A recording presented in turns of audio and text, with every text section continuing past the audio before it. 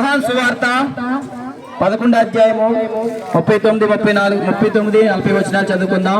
యేసు ఆ రాయి తీసివేయుడు అని చెప్పగా చనిపోయిన వారు సహోదరి అయిన మార్త, ప్రభువా అతడు చనిపోయి 4 దినములైంది గనుక ఇప్పటికి వాసన కొట్టుచున్నాడని ఆయనతో చెప్పెను. అందుకు యేసు, నీవు నమ్మిన ఎడల దేవుని మహిమను చూతువని నేను నీతో చెప్పలేదా అని ఆమెతో ఆయను.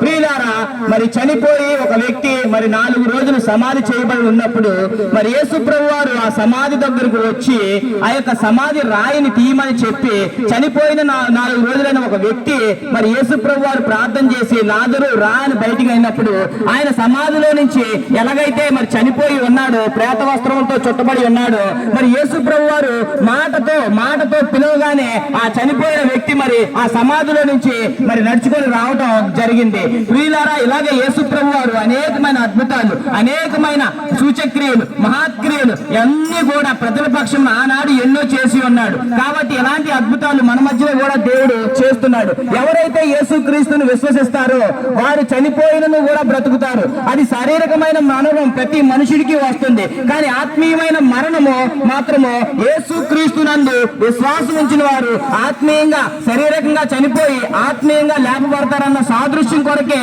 మరి యొక్క లాజరు చనిపోయి 4 రోజుల తర్వాత ఏ విధంగా లేపబడ్డాడు. ప్రభువునందు నిద్రించిన మృతులు మరి ప్రభు అయిన యేసు ప్రభు వారు రేపు సెకండ్ కమింగ్ లో వచ్చినప్పుడు ప్రతి ఒక్కరు కూడా సమాధులు తెరవబడతాయి. ప్రతి ఒక్కరు కూడా మహిమా శరీరాలతో మరి ప్రభు దగ్గరికి వెళ్ళడం జరుగుతుంది. మరి ప్రభు అయిన యేసుక్రీస్తు వారి భూలోకానికి ఎందుకు వచ్చారు అంటే ప్రతి ఒక్కరిని కూడా మరి చనిపోయిన తర్వాత వారు నశించిపోకుండా నిత్య అగ్నిలోకి వెళ్ళిపోకుండా మరి పరలోక రాజ్యం ఆ మోక్ష మార్గము తీసుకువెళ్ళటానికే మరి యేసు ప్రభు వారు ఈ భూమి మీదకి వచ్చి ఉన్నారు.